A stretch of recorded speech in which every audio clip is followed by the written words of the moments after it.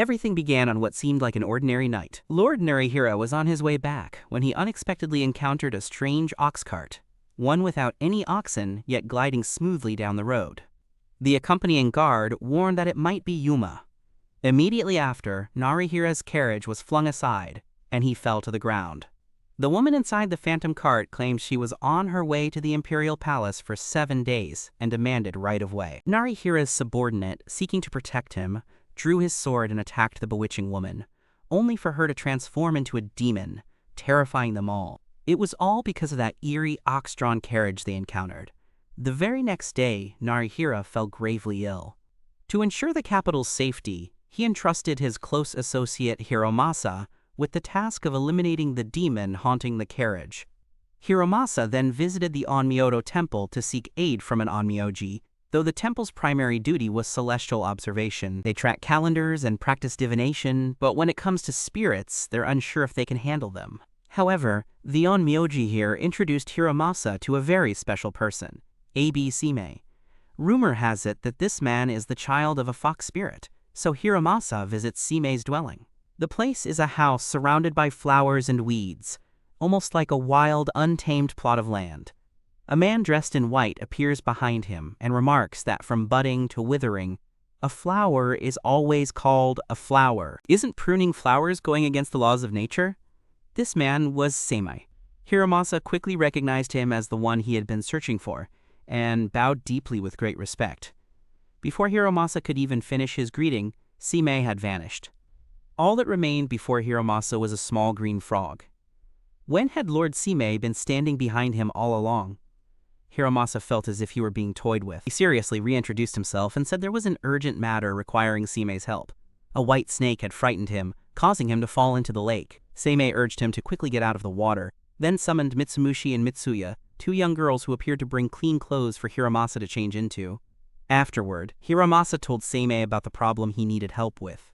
4 days prior, Lord Narihira, a fellow military officer, had encountered a mysterious ox-drawn cart. That cart moves without oxen to pull it, appearing at midnight where Suzaku Avenue intersects with Hachigo Street, then suddenly vanishing at Shichigo Street. Lord Narihira has been bedridden ever since encountering that cart.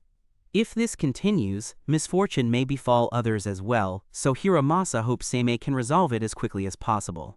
Seimei claims it's just a trivial matter, but Hiromasa disagrees. Someone has already suffered the consequences. Seimei said that Hiromasa could seek help from the Emperor. Talking to Seimei made Hiromasa very frustrated. He stood up to leave, calling her just a little demon girl. He would handle things himself without needing anyone's help. Hearing about a demon girl, Seimei suddenly became interested in the mission. That evening, Hiromasa went to the place where the enchantress appeared, waiting to eliminate her. Unexpectedly, Seimei also arrived. He said he had changed his mind and now wanted to protect the capital. In truth, he just wanted to see what the enchantress looked like. Hiromasa mentioned that the demon girl traveled by ox cart. When asked where she was going, she would reply that she was heading to the imperial palace. The journey would take 7 days. It would be terrible if the emperor came to harm because of this female demon. Based on Hiromasa's account, Seimei deduced that their current location would not be on the demoness's path. According to the route to the imperial palace and the speed of the ox cart the demoness was riding, she would pass through one intersection each day. And today, that demoness would appear on Tuidia Street, arriving soon. Hiromasa asked Seimei how he planned to eliminate the female demon. Seimei said the demon's soul must first be purified before it could be exorcised. As for Narihira, it was merely due to exposure to miasma. A few days of rest would restore his health. Just as predicted, the female demon arrived. It seemed, besides the 2 of them waiting for her, there was another force present. A prearranged trap was set, and numerous arrows were fired at the demon's carriage. It turned out to be Narihira. He claimed he didn't need the help of Huli's child. He would take revenge himself and eliminate the threat to Jingtu. A giant hand emerged from the burning car, grabbed Narihira, and burned him alive. When his followers tried to rush in to save him, a white dog lunged to attack them. However, neither the dog nor the female demon attacked Hiromasa. They saw him running out with a sword in hand. 1 black dog and 1 white dog, and the cart immediately turned around in the opposite direction before gradually disappearing. It's a pity that Narihira was too hasty, which cost him his life. The next day, the emperor told Hiromasa and Seimei to attack the ox cart tonight after gathering people at the nobleman's gate. Hiromasa believed he was the reason that female ghost appeared. A few days earlier, a dog had delivered a strange letter to him. That dog closely resembled the one accompanying the female demon they encountered last night. The letter contained words of love, but the affection he bestowed only brought pain. Why hasn't he come to ease my sorrow? She wondered. But Hiromasa had never known any woman. How could someone have sent him a love letter? Seimei speculated that Hiromasa wasn't the intended target, mistakenly receiving the letter instead. Hiromasa served at the imperial palace, transcribing texts for the emperor. Perhaps because the sutra he copied carried the scent of incense, the dog mistook him for the emperor. The true target of this enchantress was none other than the emperor himself. Hiromasa visited the emperor and said he would handle everything properly with Seimei. He requested the emperor to order everyone to leave the Suzaku gate that night. The emperor thanked him for his thoughtfulness and promised to act as instructed. That night, Hiromasa and Seimei arrived at the planned location. Hiromasa brought some of the emperor's hair for Seimei. Seimei said to Hiromasa that no matter how much good he did for others, if he got involved with Seimei, bad rumors about them would still spread in the palace. People claimed that looking into Seimei's eyes would curse you. Perhaps that she-devil was also bound by a twisted love spell, which made her harbor such resentment. As he spoke, that female demon appeared. Seimei declared he couldn't let her stay by the emperor's side. The enchantress wondered if the emperor had ordered him to eliminate her. She had humbled herself just to meet the emperor. The resentment turned her into a huge, hideous demon. Hiromasa tried to attack the she-demon, but her two dogs blocked him each time. Just as she seemed to lose all will, the image of the emperor appeared before her, forcing her to retreat. Ashamed of letting the emperor see her grotesque form, she shrank back when he approached. Sitting beside the female demon, he apologized for making her wait so long. In the past, they had accidentally met and shared beautiful moments together. When the celestial emperor departed, he promised he would definitely return. He had also left her the two dogs he had brought with him. Since then, she had lived each day in waiting and anxiety. In the end, her resentment turned her into a demon. After hearing the words of encouragement and apology from the fake emperor conjured by illusion, the bewitching woman was exorcised, transformed into a purple flower. Though saving her was a good deed, Hiromasa still felt as though he had deceived her. Lord Kanei was a fat, lustful old man. No matter how many women he slept with, he could never satisfy his desires. Kanei was sitting there, lamenting why there wasn't a peerless beauty who could satisfy him, when a voice spoke up. A winged mouse approached and said someone would meet those requirements. Hiromasa went to find Seimei again, even though he had no desire to see him. 3 days ago, Lord Kanei had summoned Seimei to his estate, but he never showed up. That's why today, Hiromasa had to bring Lord Kanei to meet him instead. He called Lord Kanei the most lecherous man in the capital. He pursues any woman who catches his eye, no matter who she is. He probably just wanted Seimei to settle a grudge he had with some woman, and he had no desire to go out of his way for someone driven solely by such lust. Suddenly, Seimei noticed the box Hiromasa was carrying and asked what was inside. When the box was opened, to everyone's surprise, it contained the head of Lord Kanei. Though severed from the body, the head could still speak. Hearing those drunken words about him almost drove him mad, yet now there was nothing he could do. He couldn't even drink water on his own. Kanei recounted a legend he had heard about a man who defeated a demon in a game of dice, winning himself a peerless beauty. He too longed to experience the feeling of sleeping with such an unmatched beauty at least once in his life. That's why he went to challenge the Vermilion Bird Devil himself. Kanei told the Vermilion Bird Devil that he had an intense desire for women, but not ordinary women, only an otherworldly female body, a peerless beauty in this world.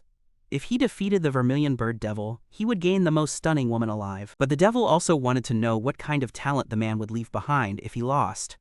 In the past, Haseo, like Kanei, had gambled his exceptional literary talent to win that peerlessly beautiful girl. Yet Kanei possessed no such talent. Left with no choice, he staked his own lustful, aging body in this game of chance. The demon found his offer quite interesting, so it accepted Kanei's challenge. However, on the night of the duel, Kanei, realizing he was about to lose, fled beforehand. He neither won nor lost, yet the demon still took his body. Seimei thought that in such a situation, the demon merely taking a part of Kanei's body was already lenient. Unable to endure any longer, Kanei, having heard that Seimei had recently defeated a demon girl, now sought his help to destroy the demon and reclaim his body. Seimei said that since the demon didn't threaten or eat humans, he had no desire to exterminate harmless creatures. Lord Kanei then came up with an idea: let Hiromasa play a game of shogi with that demon. If he won, they could reclaim the old man's body. Seimei told him that gambling wasn't the job of an Onmyoji. Their duty was to study the stars and human physiognomy, providing spells and eliminating harmful spirits that threatened people. Seeing that Seimei still had no intention of helping that lustful nobleman, Hiromasa also spoke up to ask and assist the old man. He said he would do anything to help Seimei take down that demon. Hearing this, Seimei had no choice but to agree to help the nobleman. They decided to go to Suzaku Gate that night to confront the demon. Great Kanei had no choice but to stay at Seimei's house, for if his family found out he lost his entire body over lust for women, he'd have nowhere left to hide. Hiromasa asks Seimei what deal she planned to negotiate with that demon to reclaim Kanei's body. The double six game is a highly risky gamble. Moreover, they were pitting their strength against a demon, making their chances of winning even slimmer. The only way to win was through cheating, but it was extremely dangerous if the demon found out. That's why Seimei wanted to slightly change the betting method. Hiromasa mentioned that one night he had passed through this very gate before. At the time, he heard a beautiful flute melody, but couldn't see the player's face. Mei told the demon Zhukui that he wanted to play a different game instead of double six to win Kanei's body back. At first, the demon disagreed with the idea. He was eager to witness the reactions of humans on the verge of losing Mei's game. That's when their true nature would be revealed. They would struggle because of their own greed. Seimei taunted Kichu-tuak, saying that he had stolen many talents from others but never used them, which was such a waste. Seimei also offered to fully utilize his own yin-yang master abilities if Kichu-tuak let him decide the rules of their duel. The proposal seemed quite enticing. The devil agreed to Seimei's terms. They scheduled their showdown for tomorrow night at this very place. Demon Chutuk wanted to defeat Seimei, and then use his yin-yang sorcerer powers to turn him into an insect or whatever he desired. Seimei in turn brought out Hiromasa to fight the demon, forcing Hiromasa to train all day to regain his strength. He had tried many games, from flipping seashells to playing chess, but all efforts were in vain. Despite trying all day, there was no progress. Seimei said that if things continued this way, Lord Kanei would not be saved. He advised Hiromasa to remind himself that he would prevail.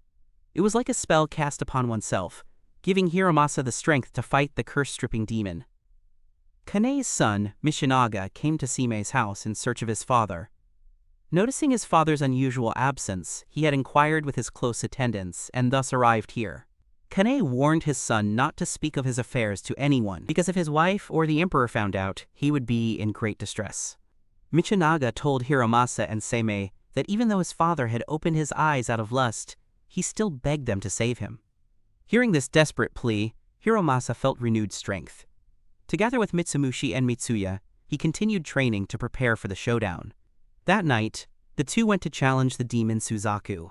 They stood on the rooftop, engaging in a wrestling match to determine the winner. At first, Hiromasa was very displeased upon hearing about this game. How could I possibly fight this big, strong demon? But after hearing Seimei whisper the plan into my ear, I agreed, just as Hiromasa had said. With just a light push from the demon Suzaku, I slipped off the roof. It seemed the winning hand in this gamble had fallen to the demon. Suddenly, Hiromasa found the demon's flute under the eaves.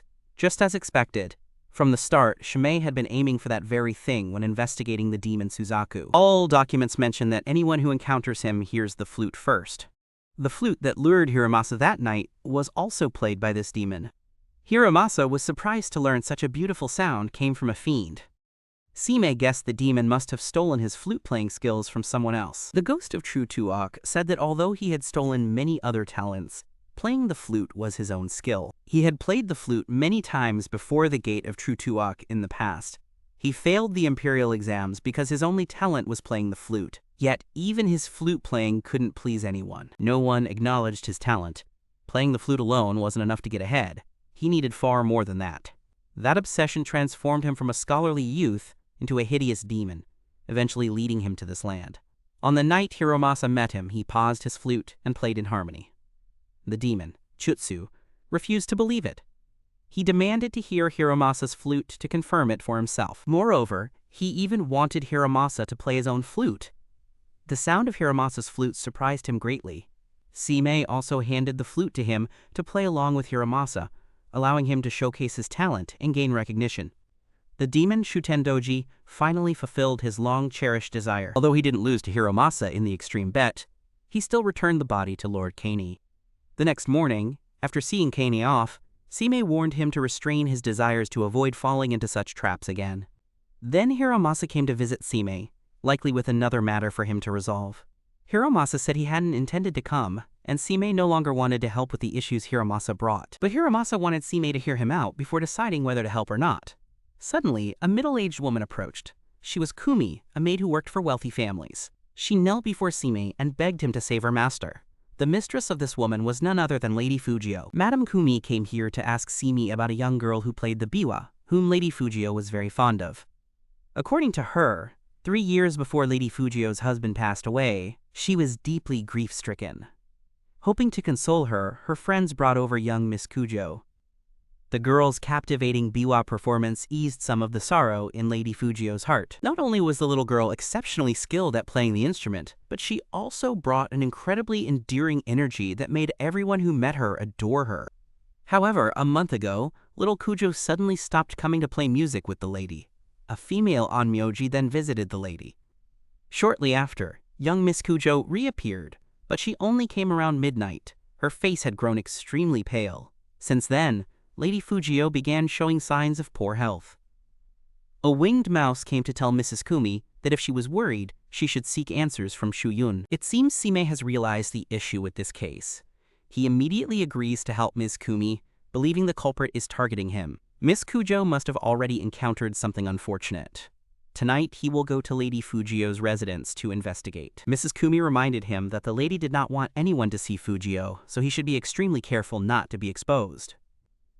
That evening, Seimei and Hiromasa went to observe Lady Fujio's residence. Hiromasa noticed nothing unusual. Miss Kujo and the lady were conversing very intimately. Moreover, the young lady's delicate harp playing was quite beautiful. Seimei warned not to let such things distract them. No matter how beautiful the music is, it remains but a chant. The purer the sound, the more easily the chant touches the heart. Though their conversation was pleasant, when Lady Fujio left, Kujo began to feel unwell. The girl struggled just to sit upright normally. When Lady Kujo left, Seimei moved closer to examine the situation. He caught a strong scent of incense from the girl, and the path she took was strewn with strange dust. This dust also carried a heavy incense odor.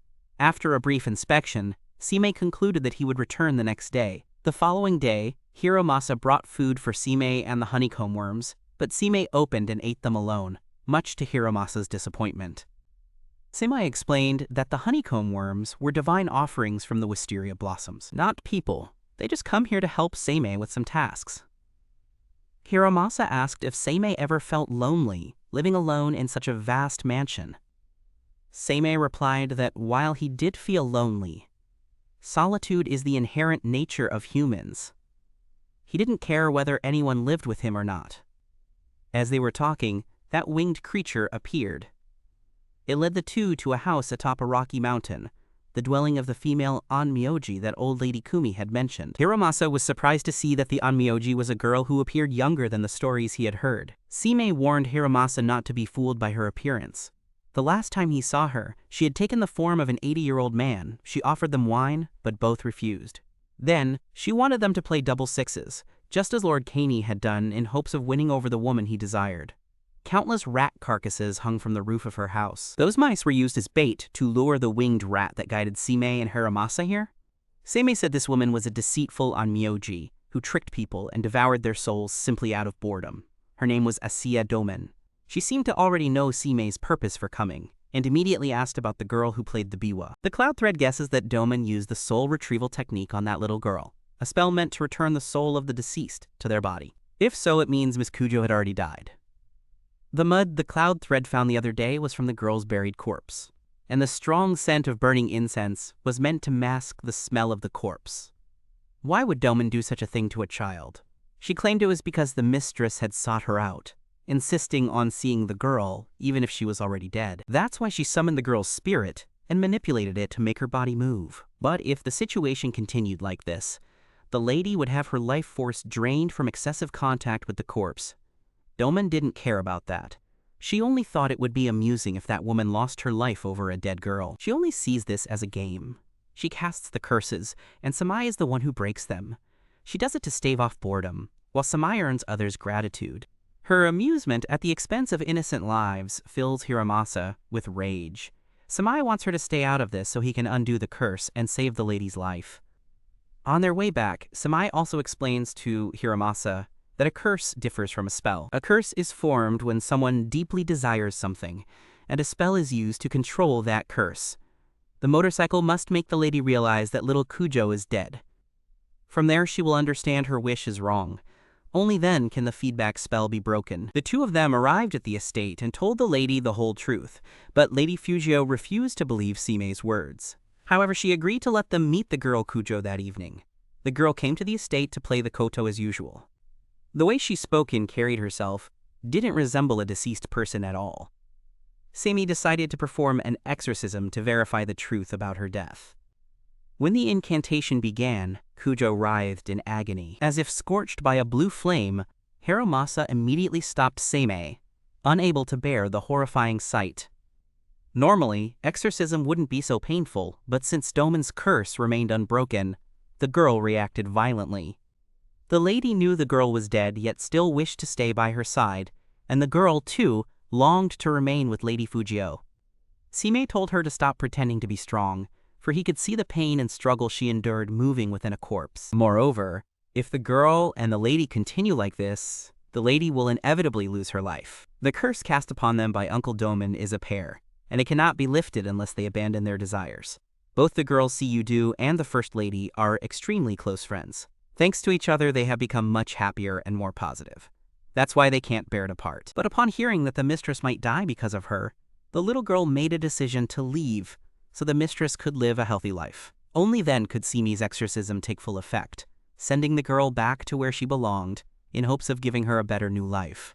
Hiromasa remarked that Seimei, though also an Onmyoji, was far kinder compared to Doman. I butat des. I was a pitiful, gaunt ghost. He wandered around the palace with a haggard appearance. Bitter and resentful, yet his sunken, emaciated face always showed a trace of love. The mouth of Tadamai ceaselessly mumbled a poem. That night, Tadamai committed murder, forcing the ministers to convene and discuss how to eliminate him. In the past, Tadami was quite a renowned poet. Last year, at the Spring Palace Poetry Contest, he lost to Kanamori and, consumed by bitterness, died, later becoming a vengeful spirit that now haunts the imperial palace. Though Hiromasa sat far away to avoid involvement, the nobles still sought his help. He refused, knowing they would eventually ask him to seek Seimei's aid. Stepping outside, Hiromasa unexpectedly encountered someone playing the flute. That song was so captivating it made him stop and listen. The one playing the flute was none other than Lord Asumi. Hiromasa heard that Asumi had left the capital to study a secret piece, and he praised the melody Asumi played as truly fascinating. If possible, he wished to listen to it forever.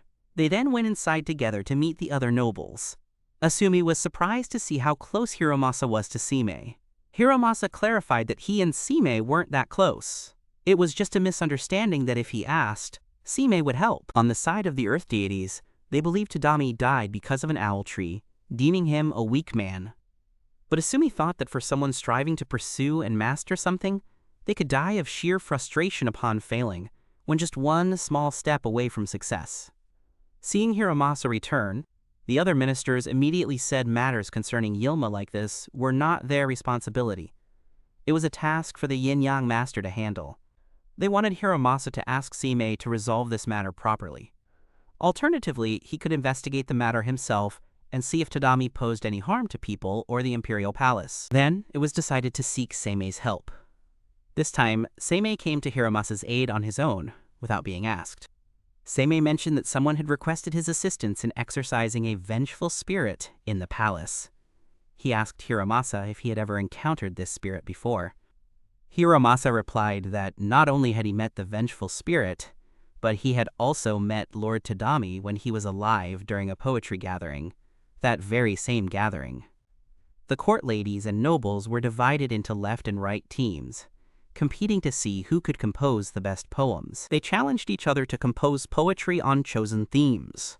Lord Tadami was a left-wing poet, while Hiromasa performed for the right-wing faction. In their competition, Lord Tadami lost to Lord Kanamori. In Hiromasa's eyes, Tadami was a very kind man.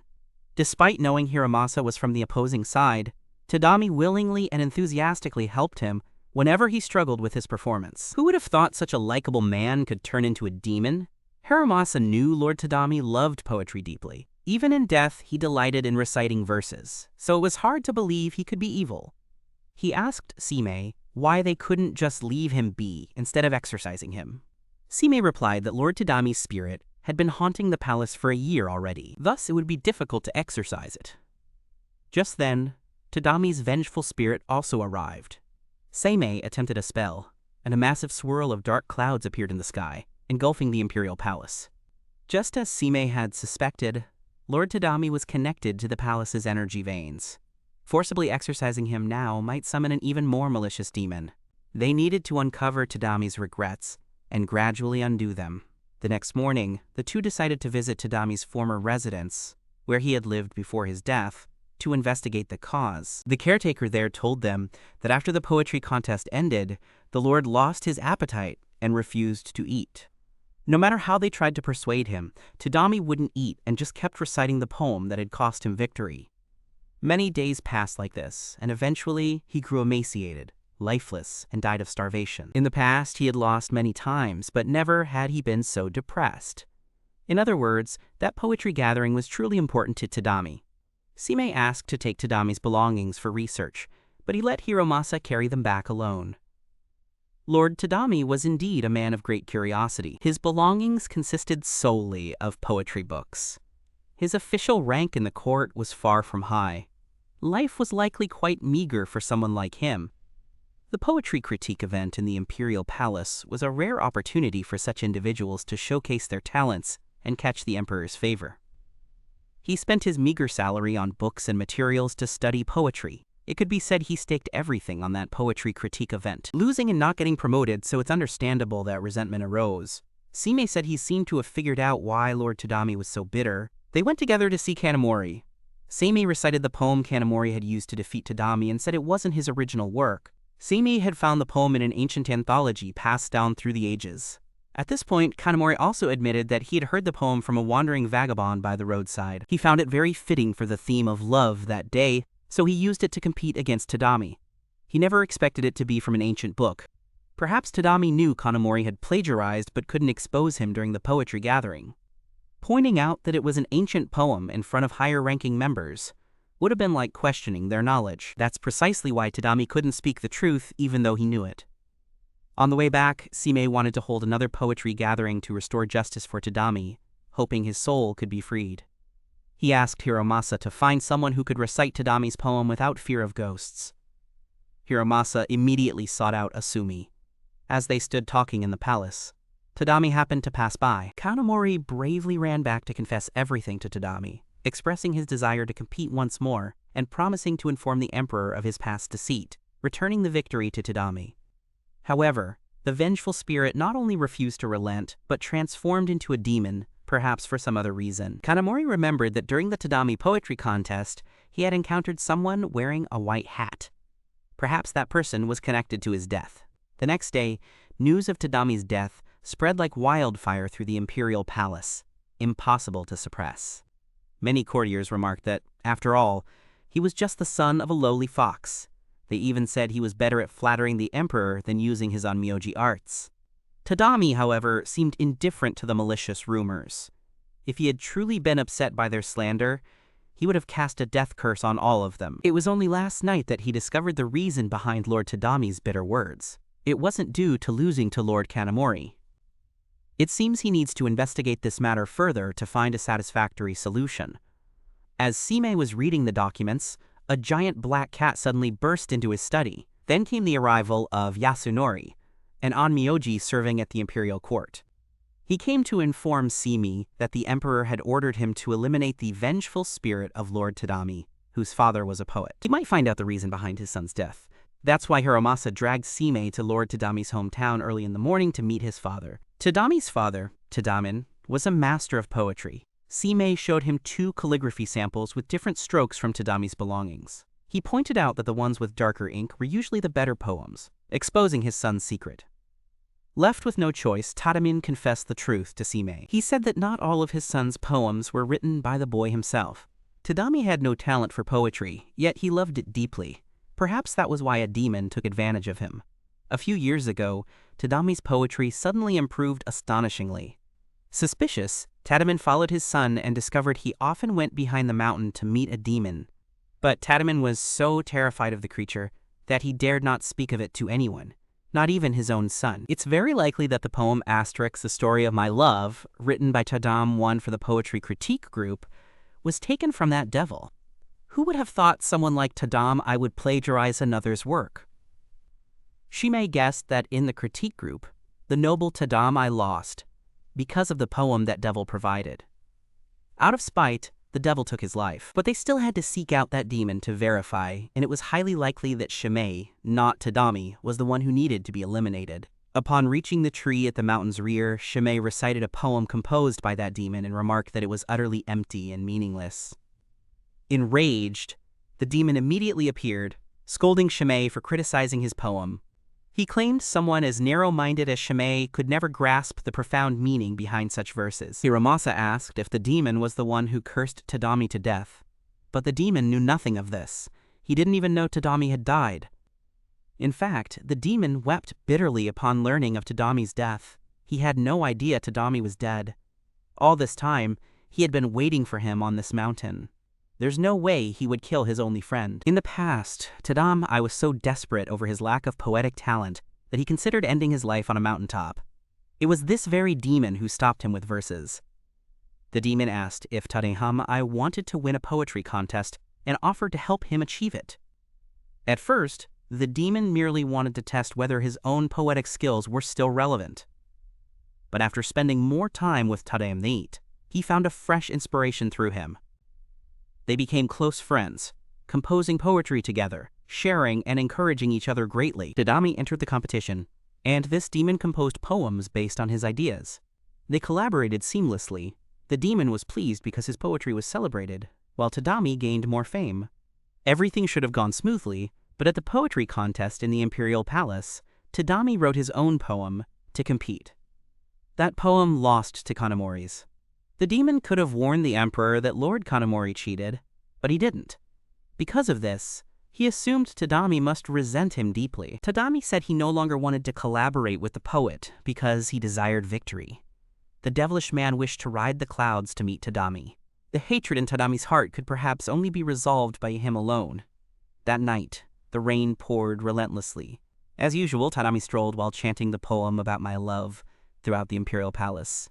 The devil called out to him. Lately, his mind seemed increasingly hazy. He couldn't even recall the poem he himself had composed, nor did he realize he had unconsciously harmed others. The demon wondered if Tadami had ended up the way he was today because he hadn't helped Tadami win that poetry contest. Tadami said it wasn't the reason. When Kanamori recited the poem composed by the demon, he was very happy in his heart. He truly wanted to see if the first masterpiece he had ever written himself could defeat the demon's work. Yet he still couldn't win. He came up with an idea. He would have to become a demon himself to rival his friend, but he lacked the talent to become the devil he imagined himself to be. Obsessed with writing poetry and wanting to rival his friend, he chose death instead. The devil challenged him to a contest, but Tajani said his mind was now empty, unable to think of anything. He also hopes that Seimei will erase him. He no longer wishes to stay here as a pitiful, vengeful spirit. Seimei has fulfilled Tadami's wish. The devil and Hiromasa never wanted this. They sought to rekindle Tadami's passion, but it was too late. Tadami has left this world forever. The mission the emperor entrusted to Seimei has also been completed. Hiromasa clearly stated that Tadami intended to continue composing poetry earlier, but Seimei disregarded everything to eliminate that day. It was all in vain. He had always thought Seimei was a kind-hearted person. The next day, Hiromasa learned to play Lord Asumi's flute piece. He wanted to dedicate this beautiful melody to Tadami. He even pretended not to know Seimei, still angered by what Seimei had done the previous day. Rumors are spreading throughout the capital about a peculiar girl. Unlike other refined young ladies, she shows no femininity and spends her days obsessing over insects. They say she's a true eccentric. That girl is Chuyuko. Her father constantly reminds her that a woman's true happiness lies in marrying a good man, not in spending every day surrounded by insects. But the girl didn't seem to care about those clear warnings. Seimei was sitting by Lake Michinaga, drinking wine, when he came looking for her. He said he had a favor to ask of her. Without even hearing what it was, Seimei refused to help. She said she was very busy and didn't have time to deal with trivial matters. Michinaga said if that were the case, he would ask Hiromasa in return later. Upon hearing Hiromasa's name, Seimei quickly changed his mind. He wanted to know what Michinaga needed help with. First, Michinaga thanked Seimei for assisting his father in the previous incident involving the demon Chushi. Today, he had come because Lord Tachibana Sanuki, the father of Lady Chuyuko, had asked for his help regarding his daughter. From a young age, the little miss was very different from other children. She didn't act like a proper noble lady at all. She often waded through streams to pick up stones, climbed trees to pick flowers, and caught insects. She even had a special fondness for caterpillars and began raising them as pets. Abe Seimei found this girl fascinating, but given the palace dwellers' love for gossip, some ill-intentioned people started calling her Bug Girl. Even when she came of age, the young lady never plucked her eyebrows, applied rouge, or blackened her teeth. Lord Sanuki feared that his daughter would never find a husband if things continued this way. In desperation, he turned to Doman for help. He sought her out, pleading for any means to rid his daughter of her love for insects. Doman was deeply moved by his devotion to his child, but the method she devised might bring his daughter great sorrow. She intended to use an ancient poison to make the girl lose interest in raising insects. All he had to do was follow her instructions without question. First, he placed an empty jar beneath his daughter's room and left it open for 10 days. Then he took the jar out, sealed its mouth tightly, and buried it in the ground for another 10 days. This time, when he opened the jar, it indeed contained a small bug. He thought his daughter wouldn't want to keep such an ugly insect. Contrary to his expectations, Miss Chuyuko was quite taken with this creature. She found it adorable, and even named it Hakoan, deciding to keep it as a pet. From then on, Hakoan grew day by day. What was once a tiny creature, no bigger than a finger, had now grown to the size of a small child. Seimei found it bothersome to constantly deal with such matters. Kamo Yasunori, Seimei's elder brother, came to see Hiromasa. He told Hiromasa that the concealment of Tadami's punishment was directly ordered by the emperor, who tasked Seimei with it. He also warned Hiromasa to be cautious when interacting with Seimei, as without the emperor's backing, Onmyoji like him and Seimei would be seen as no different from demons in the eyes of the people. Seimei personally visited Miss Chuyuko's residence outside the estate. Many people gossiped and spoke ill of her, yet inside, it was filled with joy. Miss Chuyuko eagerly shared with the children about the animals they had found. She even named the insects. Seeing Seimei arrive, she took him to visit her Hakoan. To her, Hakoan was a magical creature, and she eagerly awaited the day it would emerge from its cocoon. Seimei said that, when it comes down to it, it is a venomous silkworm. Once it breaks free from its cocoon, it becomes extremely vicious. The venomous silkworm is an insect born from ancient toxins.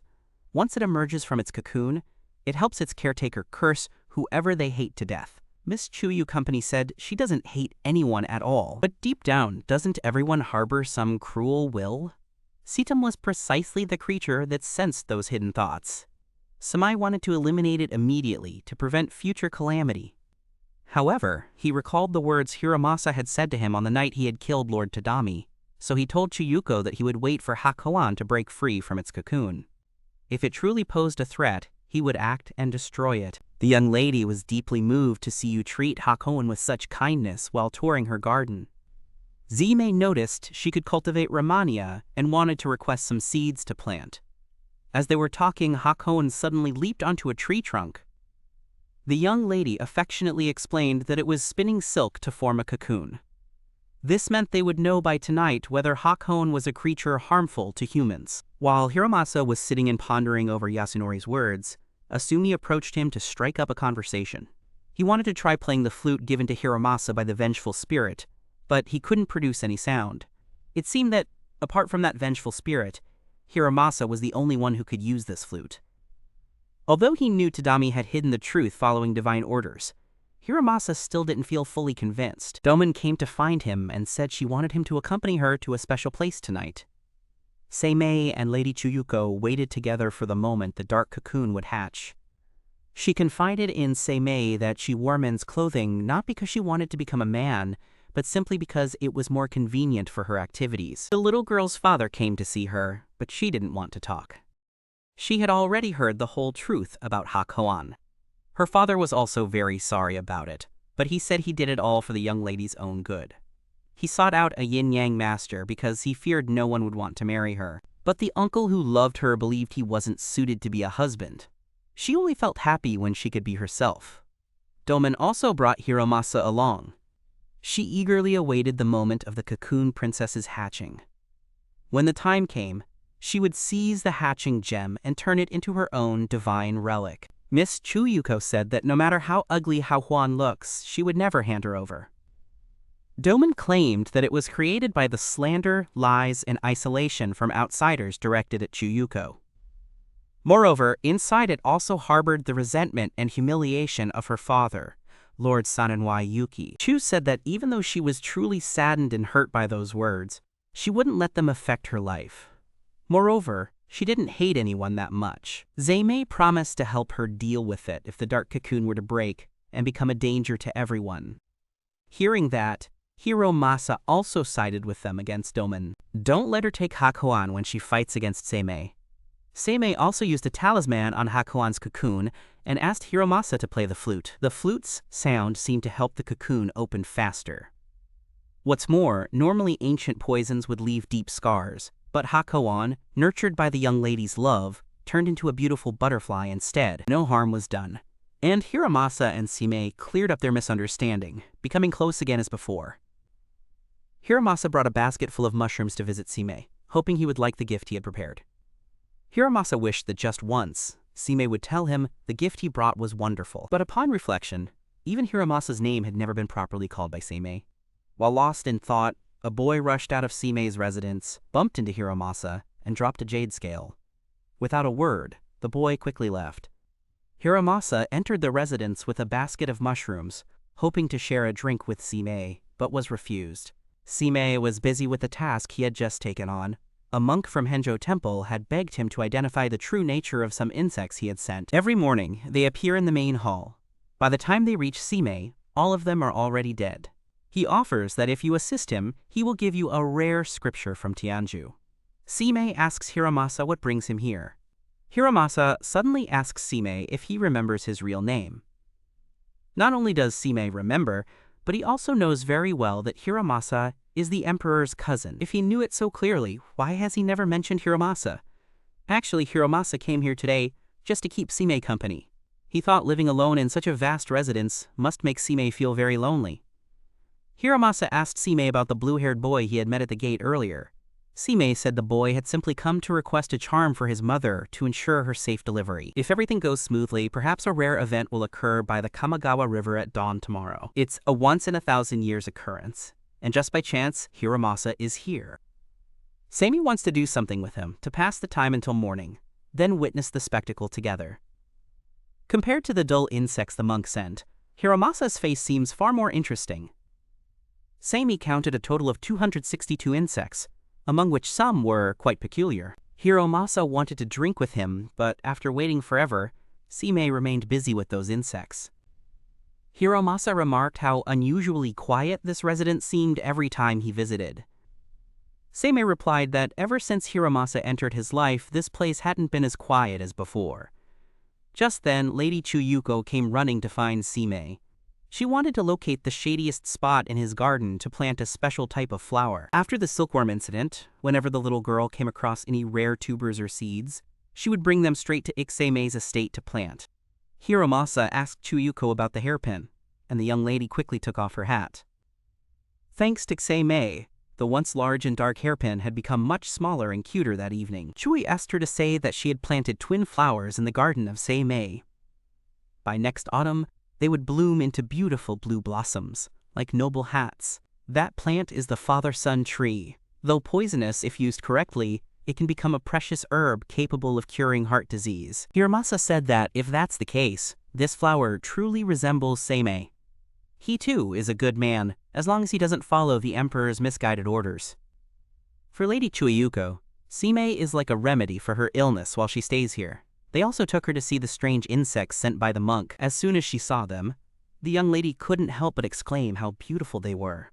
She had never seen such creatures before. Unlike Hiromasa and Seimei, who thought all these insects looked alike, she could see that each one had its own unique features. However, some of them did appear identical.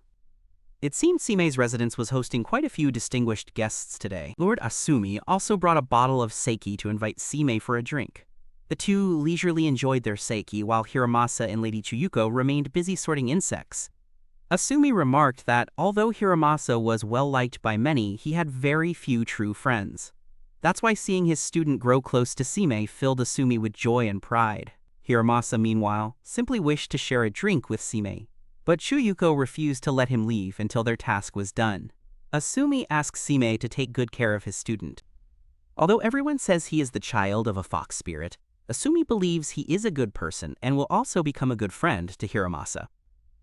Moreover, it seems Hiromasa has always been concerned about Seimei. He often visits Seimei, fearing that being alone in this mansion would be terribly lonely.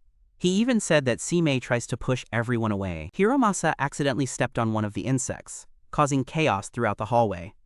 Seimei and Asumi came to check on the situation. Strangely, after being stepped on by Hiromasa, the insect disappeared, and a mysterious kanji character appeared on his foot. From then on, it carried the meaning of nothingness. People speculated that the word implied the uncertainty when insects vanished, or that all their efforts up to now had been in vain. It could also mean rudeness or some other interpretation. There were 262 in total. Upon hearing this number, Asumi suddenly thought of something: 262 characters. The fox spirit immediately summoned the bees and instructed them to prepare to deliver his letter to the Bianzhou temple. That evening, the four of them sat by the lakeside, drinking and sharing stories. Hiromasa hadn't expected that Lady Chiyuko would know Asumi. She explained that since Lord Asumi was also fond of plants, just like her, the two had become acquainted. Lord Asumi was truly exceptional. He was knowledgeable in many areas of life: music, poetry, kickball, just about anything you can do. Hiromasa asked Seimei what exactly they were waiting for. Seimei replied that they were awaiting a response from the Byocho temple. At that moment, a folded paper airplane flew in and landed in Seimei's hand. As Seimei had predicted earlier, the true form of the swarm of insects was the Heart Sutra, a Buddhist scripture consisting of 262 characters, including 21 void kanji. Earlier that evening, Seimei had written to Byocho Temple regarding this matter. They responded that the 4 parts of the Prajna Heart Sutra had long been gathering dust in the scripture hall. All the texts had vanished from there, as they had not been chanted for so long that the characters had turned into insects crawling around the temple. The insects would reappear if the monks diligently recited the 4 parts of the Prajna Heart Sutra more often. Thus, the matter was resolved satisfactorily. As for those insects, Miss Chiyuko took them home as keepsakes. Hiromasa said he only knew how to play the flute, so he was very envious of Asumi for knowing so many things. But in reality, Hiromasa's flute skills were also quite admirable. The sound of his flute, combined with Seimei's incantations, yielded impressive results. It even revived the Hatsuhana. Lady Chiyuko wanted Hiromasa to play the flute for them, and its melody was incredibly moving. After seeing Lady Asumi and the nobleman off, Hiromasa and Seimei continued drinking together. Seimei reflected on their first meeting, thinking he shouldn't have responded to Hiromasa back then. Perhaps then he wouldn't be stuck with him like this now. Noticing Hiromasa had dozed off, Seimei had no choice but to ask his shikigami to take him back to his room. The next morning, they went to the riverbank to witness the once-in-a-millennium spectacle that Seimei had mentioned earlier. After waiting for a while, they saw a family of 3 dragons emerge from the river. At that moment, Hiromasa realized the boy he had met at the estate gate the day before had come to request a talisman for his dragon mother's safety. Today, the boy's mother successfully gave birth and returned to her duty of creating rain for the capital. While admiring the double rainbow, they were about to head back when suddenly a white mist appeared. A masked demon, his face covered by a sheet of paper, approached with the intent to harm Kumogasa. Despite Hiromasa's efforts to fight alongside Kumogasa, the demon proved quite strong. He knocked Kumogasa unconscious, and Hiromasa carried him back to the estate. There, Lord Yasunori, Kumogasa's senior brother, was waiting. Together, they took Kumogasa to his room. Hiromasa told Yasunori that an insect from a demon's hand had crawled into Seimei's mouth. Yasunori immediately recognized it as the red silkworm. However, this one was quite different from the red silkworm raised by Lady Chiyuko. Hiromasa rushed off to find the lady, hoping she could help Seimei, only to see Yasunori attempting to touch him. Both Mat Trung and Mat Da tried to stop him, but they were merely shikigami. In an instant, Yasunori turned them back into flower petals. Yasunori placed his hand on Seimei's neck and silently recited an incantation. The spell seemed to trap the demonic silkworm inside Seimei's body. Just then, the young lady and Hiromasa arrived in time. Yasunori said he wanted to transfer the young lady's royal soul into Seimei so it could battle the demon silkworm. He admitted he wasn't sure if it would save Seimei, but they had to try. The young lady recited an incantation, sending Hakuo into Saizuri's body. Then, they could only wait for the two insects to battle inside him. If fortunate, he would awaken. Otherwise, Saizuri would perish. Hiromasa gripped Saizuri's hand, silently urging him to endure. As he held on, Hiromasa glimpsed a scene from Saizuri's dream, his childhood, when Yasunori's father, Tadayuki, took him in as a disciple. Back then, he was often bullied by his classmates. They said he was the child of a fox spirit and should return to the mountains instead of staying here. That evening, Seimei and 3 other students were traveling with Tadayuki when they noticed something strange. Seimei immediately reported it to their master. The master instructed everyone to hide under the carriage and stay silent. Meanwhile, he would perform a spell to ward off the spirits while they remained hidden beneath the carriage. One of Seimei's classmates kept touching the bead bracelet, making noise. Seimei just wanted to remind them, but was instead scolded and called Holly's child, with the classmate refusing to let him touch them. The loud noise caused the demon to turn back and attack the classmate. The other 2 witnesses were horrified and tried to flee, but were also devoured by the demon. The next morning, rumors spread throughout the school that Seimei was the sole survivor of the demon encounter. Perhaps he had killed his classmates. After all, he was no ordinary child. In their eyes, Seimei was like a detestable monster. When he grew a little older, his master also passed away. From then on, the way Yasunori looked at him gradually carried a hint of resentment. Taking advantage of Seimei's sorrow, Lord Masanaga came to console him and befriended him. Masanaga said he could see that the bond between Seimei and his master wasn't just that of teacher and disciple, it was more like a father-son relationship. Then Masanaga asked him for an extremely important favor. He was trying to use a curse to kill his own father. He said he knew it was unacceptable, but he had no other choice. His father had abused his mother for many years. If left in charge, the family would be ruined. He had attempted to curse the man, but being self-taught, it had no effect. He wanted Seimei to help strengthen the curse to ensure its complete success. With his conscience, Seimei couldn't accept this task. He had also promised not to reveal that Masanaga used curses to harm his father. Despite this promise, Masanaga still sent assassins after Seimei. Furious, he confronted Masanaga to demand an explanation. Masanaga claimed Seimei had wronged him first, saying even as friends, Seimei refused to help him. But Seimei countered that he had never considered him a friend. From then on, Seimei moved alone to this vast estate. One evening while drinking, 2 purple and white oleander petals fell onto his sleeve at the same time. Feeling a connection with them, he used a spell to turn them into spirits to keep him company. Indeed, he had always been very lonely. In Seimei's dream, Hiromasa also appeared. They shared many memories together. Seimei seemed to have opened her heart and accepted this unlikely companion. Seeing Seimei's painful past, Hiromasa burst into tears. Witnessing his friend in such agony, he decided to run to Du-man to seek help. Du-man told him that there was a deity, Taisun Puquan, who controlled human lifespans. If they asked this deity to extend Seimei's life, they would have to sacrifice something extremely precious in return. Hirsa decided to play one last flute piece before seeking out the deity to request an extension of Seimei's life. Yasunori wondered how Seimei could live so long, despite having 2 deadly curses within him, and he asked the young lady to watch over Seimei while he stepped out. After giving up his flute-playing talent, Hiromasa remained troubled, feeling a tinge of regret. Seimei was gradually regaining consciousness thanks to Hiromasa's sacrifice. As soon as he woke up, he vomited a spherical object. It seemed to be the remains of the loose chainworm that had attacked him the day before. Everyone, especially Hiromasa, was deeply concerned about Seimei's health. Only after confirming that Seimei was fine did Hiromasa finally feel relieved. Lord Yasunori was also there. Seimei thought he had saved him, but Yasunori said he had done nothing at all. Anyway, Seimei apologized for bothering him. Yasunori said he would report this incident to the emperor, and that Seimei didn't need to come to the palace for now. As he left, Yasunori turned back and sighed, saying that Seimei was indeed an incredibly lucky man. Seimei wondered why he had survived the attack by the red silkworm.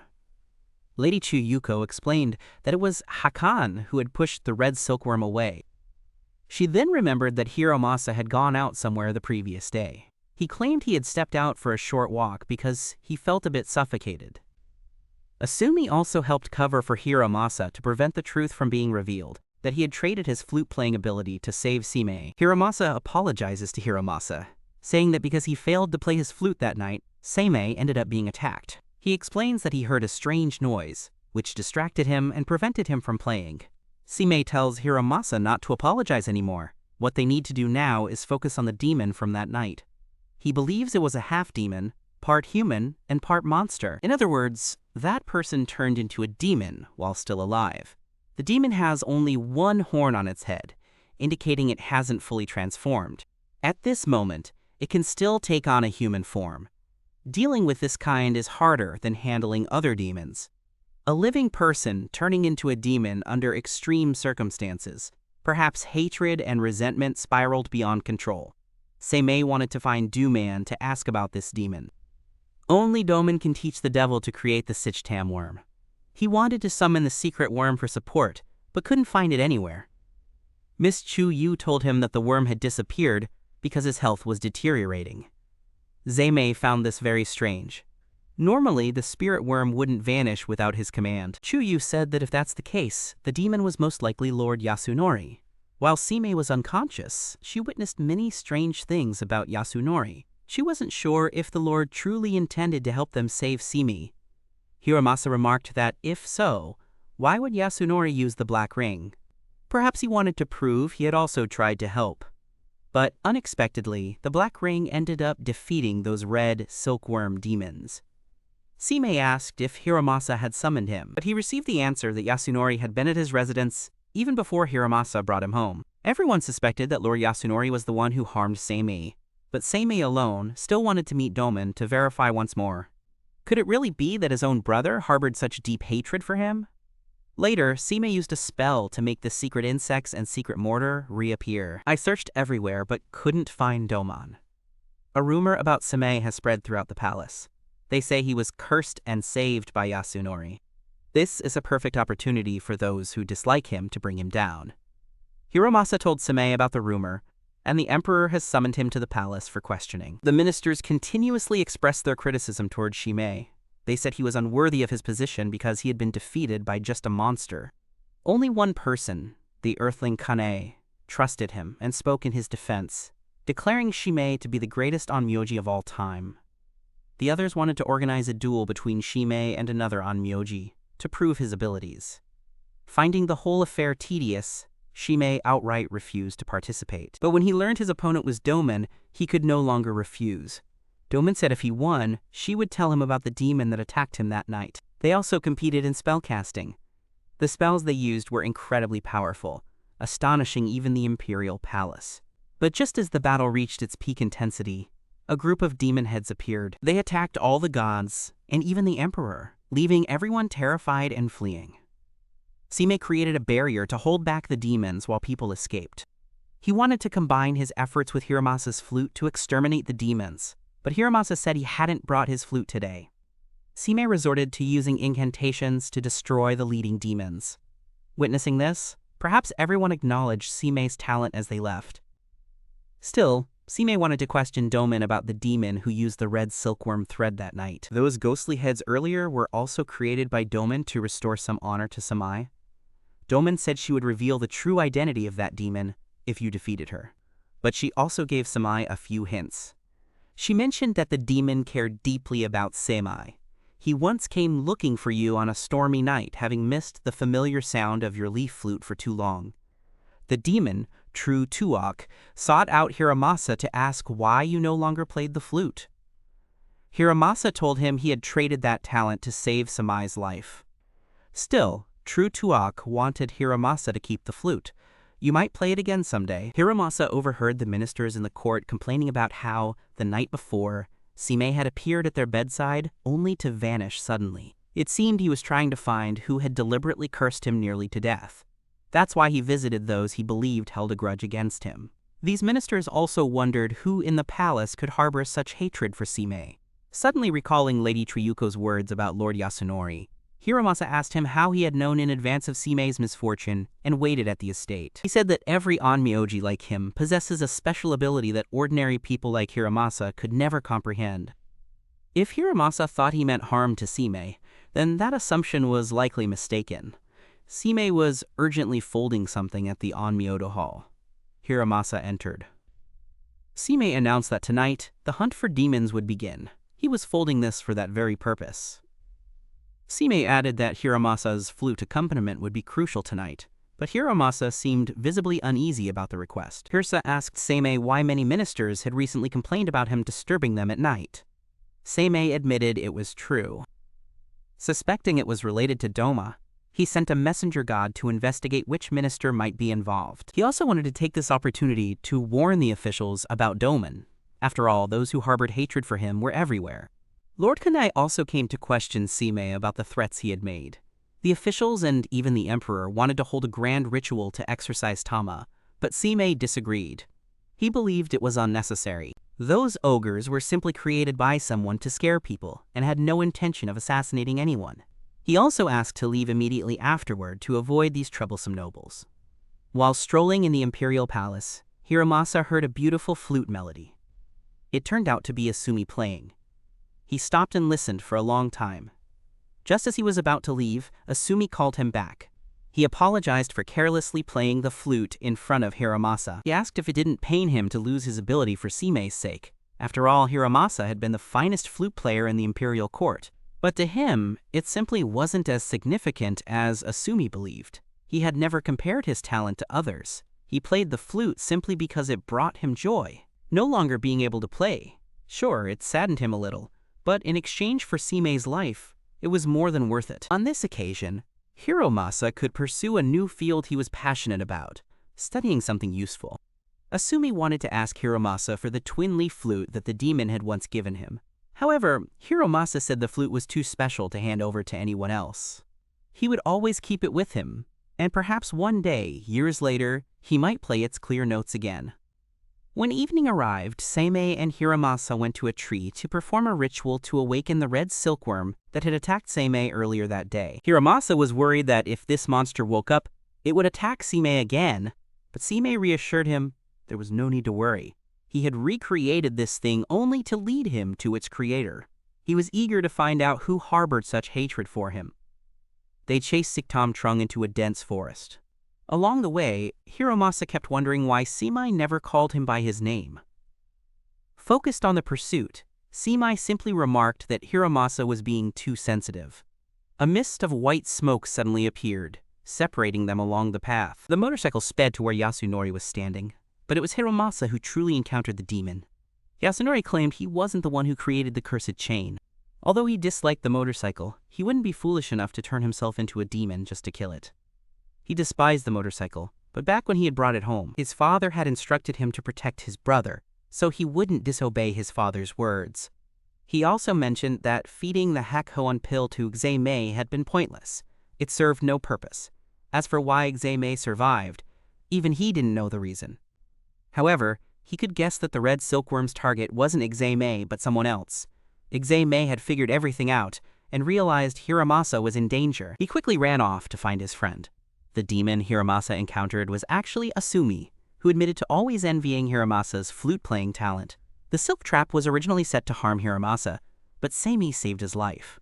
Still, the fact that Hiromasa lost his talent to save Seimei gave Asumi some satisfaction. Seimei struggled to find Hiromasa's location, but unfortunately, the demon stabbed his sword through Hiromasa's chest. Seimei cast a spell on him, but Asumi blocked it and fled. Seimei rushed to help Hiromasa up. Hiromasa apologized for not staying close to Seimei. Believing he wouldn't survive, he urged Seimei to save the demon Asumi before passing.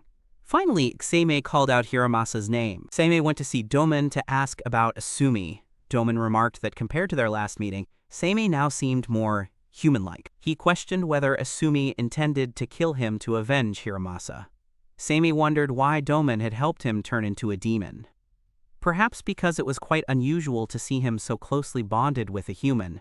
Domen was eager to see how Seimei would react if something happened to him. She just wanted to play a little, but unexpectedly, Hiromasa actually lost his life. However, she claimed that his death wasn't entirely her fault. The main cause was Seimei's lack of subtlety and vigilance. He could have prevented it. A few reports had raised this issue, but Seymour paid no attention. He said it wasn't his fault. Hiromasa never told him about his troubles, so he couldn't be blamed. Everything was Hiromasa's own doing. Domen asked if Seymour wasn't being too harsh in judging his friend like that. Seymour replied that Hiromasa wasn't his friend, but to Hiromasa, Seimei was an incredibly precious friend. When he was struggling between life and death, Hiromasa said he would give up his flute-playing talent to save Seimei. He was certain that losing a friend would be far more painful than losing the ability to play the flute. Thanks to Hiromasa, Seimei is alive today. Seimei seemed deeply shocked by the information he had just received from Domen. On the way back, he thought a lot about Hiromasa, the first person who believed he was kind and trusted his abilities. Moreover, Hiromasa understood the loneliness buried deep in Seimei's heart. Lady Chuyuko was also heartbroken to learn of Hiromasa's passing. The servant in the house noticed strange bloodstains on Master Asumi's clothes and went to fetch new ones for him. Asumi hadn't expected things to turn this serious. The demon hidden in the nearby flower bushes reminded him that he could now play the flute he had taken from Hiromasa's place. Now he had become the best flute player in the capital. Asumi was about to throw that flute into the nearby canal right then. A demon appeared beneath the canal, as if it were a second personality within him. Asumi claimed it was because of that demon that Hiromasa had died. A servant handing things to Asumi accidentally caught sight of his half-human, half-demon form, and was terrified. The demon inside Asumi then fled into the streets. Everyone was terrified witnessing this scene. Asumi wanted that demon to get out of his body, but it was impossible. The demon said he should have killed Hiromasa the moment the evil spirits appeared. He went to tell Domen, but she didn't want such an outcome. She didn't want Seimei to die, so she devised a plan to lure Hiromasa into trading his talent to save Seimei. Yet, even after losing his talent, Hiromasa remained unchanged in every way. This demon was very envious of Hiromasa, but Asumi didn't think so. He and Hiromasa had been friends for a long time. He even taught Hiromasa to play the flute after his death. The Cloud Chariot was also deeply saddened, and he even hallucinated that Hiromasa was still sitting there, drinking with him. Yasunori came to see him, handing him an amulet containing Hiromasa's spirit, and explaining that the demon might be targeting Hiromasa. He secretly placed a charm to protect him. However, the charm could only shield his soul. Strictly speaking, it couldn't be said that Hiromasa had died, yet there was nothing he could do to revive him. His heart had stopped beating. Seimei mentioned there was still one way. He would go to the Mountain Lord of Life to save Hiromasa. Yasunori asked Seimei if he truly understood what he was saying. That was a deity who governed human life. Not only is it extremely difficult to request, but even if one could, it would come at a very high price, perhaps even one's own life. If Seimei died to save him, would Hiromasa truly be happy? Yasunori advised Seimei to give up, to return the soul to its body, and let Hiromasa pass peacefully. Seimei didn't believe in such things. He believed everything that happened was his fault and vowed he wouldn't let Hiromasa die. The demon inside Asumi blamed everything on Hiromasa. Gata couldn't forgive the one who stole the secret melody he had worked so hard to master. Hiromasa is deliberately showing that only he can wield the 2-star vermilion bird demon flute. The anger has truly turned Lord Asumi into a demon. One evening not long ago, while Asumi was trimming the branches in the garden, he felt deeply saddened by his inability to match Hiromasa's skill. Perhaps in this entire lifetime, I could never play a demon flute as well as Hiromasa. Suddenly, a voice echoed beside me. The person said, "Surely you won't let yourself remain in his shadow forever? Take everything from Hiromasa and make it your own." Could it be that you don't harbor any resentment toward Hiromasa? Asumi had never thought so. To him, Hiromasa was an incredibly special friend. That demon claimed Hiromasa was a genius, but his very talent was unwittingly trampling on others' self-esteem.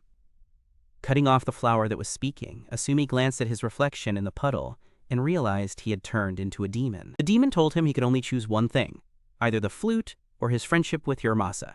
In the end, to this day, Asumi chose the flute. Hiromasa passed away, and no one else could ever surpass his flute playing. In the forest, Asumi encountered the cloud chariot. Seimei said he came here to kill Asumi and wouldn't be able to heed Hiromasa's advice because Asumi had turned into a wicked demon. However, as he prepared to destroy Asumi, he noticed a tear streaming from the demon's eye. Perhaps deep down, Lord Asumi was still tormented by his actions. That's why Seimei decided to spare his life. Seimei committed an extremely reckless act, stealing Hiromasa's corpse. It seemed he had some plan to resurrect Hiromasa. Yasunori thought the idea seemed too risky. Seimei wasn't unaware of the danger, but only Hiromasa could save Lord Asumi. Seimei asked Domon to prepare something for this crucial plan. She said she was just a few ingredients short of completing the task you assigned, but she still thinks Seimei's actions were utterly insane, like those of a madman. Lady Chiyuko suspected Seimei intended to turn Hiromasa into a divine offering, but Seimei argued that doing so would render communication impossible. I will try to revive Hiromasa. Earlier, I went and made a mysterious deal with Domon. This meeting seemed to go much better than the previous ones, so Domon agreed to help me this time. However, whether Hiromasa can actually be revived remains to be seen. The young lady wanted to come along to the ceremony, but Seimei stopped her. He said that place was too dangerous, and more importantly, when Hiromasa revived, at least one of his friends needed to still be alive. Together, they dragged Hiromasa's body to the imperial ritual site. Here, the nobles were conducting a ceremony to pray for the emperor's safety. Everyone was stunned to see Seimei appear. He said he had come to preside over the ritual, but not an ordinary prayer for safety. Once this ceremony was completed, it will ensure the peace of the capital for a long time to come. The officials said not to trust Seimei because he had stolen Hiromasa's corpse. Seimei unwrapped the mat containing Hiromasa's body, causing everyone to step back in fear. He declared he would offer the body to Taishan Fugun. Without wasting time, he immediately performed the ritual. By then, not a single soldier could interfere with his revival of Hiromasa. He told the emperor that he did this solely for the safety of the capital, and promised to return a peaceful city to his majesty. Lord Kane also urged them to let him perform the ritual. Yasunori agreed with this opinion. The emperor, owing him for the previous demon-slaying incident involving Seimei, decided to entrust the ceremony entirely to him. He began chanting the spell. A dark mist enveloped the imperial palace, and Hiromasa sat up, playing his familiar tune on the flute. Asumi heard and immediately rushed to the minister. Everyone present was terrified upon witnessing his demonic appearance. It turned out this was merely a trap set by Seimei to lure him there. The furious demon had to play the flute in place of Hiromasa. Before leaving, he sternly warned Seimei to ensure that at least one of two things was preserved: Hiromasa's life or his own beloved leaf flute. Seimei said he had no choice but to lure Asumi here. However, his real opponent wasn't Asumi. The true enemy he had to fight was Hiromasa. While dodging Asumi's attacks, Seimei took the chance to lay out a battlefield. Suddenly, demons appeared from the sky and attacked the court ministers. Yasunori and Seimei struggled to hold them off, while Domon completed the final step of his mission. Hakuan also contributed greatly in slaying the demons. During the battle, Seimei sustained a shoulder injury. This time, he vowed to end it all. Domon tried to stop Asumi to protect Seimei, but failed. Unexpectedly, Seimei's wound healed rapidly. He drew out one last talisman from within himself and recited the incantation to summon Taizan Fukun. The combined power of the cursed insects and Seimei created a massive yin-yang circle that enveloped the entire courtyard. Seeing Hiromasa about to be consumed by flames, Lady Chiyuko risked her life to save him. But Hiromasa was revived just in time, and together they escaped the danger. When he regained consciousness, Hiromasa said that while his soul resided in the charm, he could clearly hear all of Seimei's plans. Suddenly, he realized that if that were the case, Seimei might have sacrificed his own life to revive him. He immediately rushed to Seimei's side, but it was likely too late. Seimei had already been taken away by the giant hand of Taizan Fukun. Hiromasa was devastated by this. He scolded Seimei for never knowing how to take care of himself. Not letting him wallow in pain for too long, Asumi swiftly attacked him. Hiromasa didn't want to fight him, but then he recalled Seimei's earlier words. He had said only Hiromasa could save Asumi's true self. Doma reminded him that severing Asumi's horns might awaken his human nature. Hiromasa remembered the memories he shared with Asumi, how they once happily played music together, yet now found themselves in this painful predicament. Hiromasa decided to try cutting off those horns, hoping to awaken Asumi's humanity. It seems he was too naive to think he could tame this demon. This time, to ensure Hiromasa would never revive again, Asumi planned to tear him into countless pieces. Hiromasa asked, if he hated him so much as to turn into a demon, why wouldn't he stop praising his talent? Why had he treated Hiromasa so well before, to the point that even now, Hiromasa still considered him a friend? The humanity within Asumi still recognized him as a friend, but the demon did not. It wanted to kill Hiromasa immediately. When one of the horns was severed, Asumi seemed to regain a part of his own will. He said he never truly wanted to kill a friend like you. It was all the work of the demon inside him. It kept attacking Hiromasa. Kondamen and Yasunori were also overwhelmed by the demons falling from the sky. They realized fighting them one by one wasn't effective. They needed to destroy the source. Asumi admitted that because he saw Hiromasa as a friend, he resented and envied his talent even more. But in reality, Hiromasa never considered himself particularly talented. He played the flute simply for enjoyment and to pursue his passion. Hiromasa said that no matter what, he could no longer play the flute. Yet he refused to give up on the leaf whistle. The flute handed to him by the wailing demon became like a thorn in Asumi's side. From a young age, Hiromasa's only dream was simply to play the flute alongside Lord Asumi. He never forgot that feeling of happiness. The young lady threw Hiromasa a sword, and he swiftly cut off Asumi's remaining horn.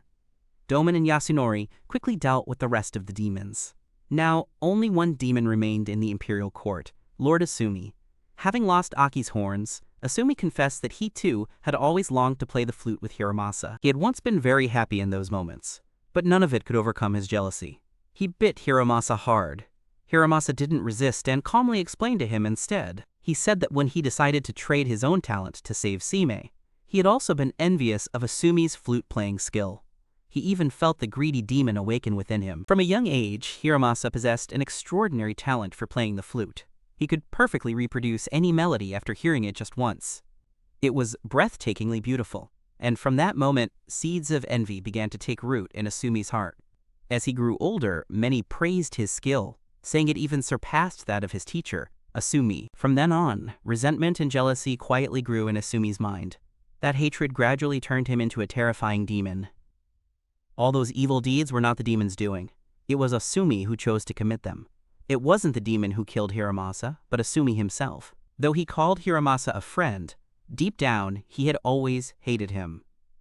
Hiromasa once said that everyone has a demon inside them. If you can't control yourself well, it's easy to turn into something cruel. Asumi said she was still a demon. She had done many things, but he still couldn't return to being human. He felt deeply ashamed. Moreover, if things continued like this, he might easily attack her again. Asumi intended to kill herself to find release. Just as Hiromasa had no idea how to stop her, Seimei appeared. He knocked the sword from Asumi's hand. He wanted him to kill himself. Seimei knew Hiromasa never wished for that. He said before that day came, he could leave his talent to Hiromasa. They played the flute together. The melody was truly beautiful. After finishing the duet, Seimei told Asobi that perhaps that day no longer needed to be erased. Asumi looked into the mirror. Indeed, he had returned to the form of an ordinary man. After that incident, everyone went back to their daily lives. Hiromasa, Seimei, and Yasunori sat together drinking sake. Asumi traveled far and wide. Hiromasa asked Seimei why he was still alive. He claimed to have used rumors about himself to create a deity-like entity resembling him. This entity would take his place as an offering to the gods. By doing so, those who spoke ill of him would lose a portion of their lifespan. Perhaps this was the retribution they deserved.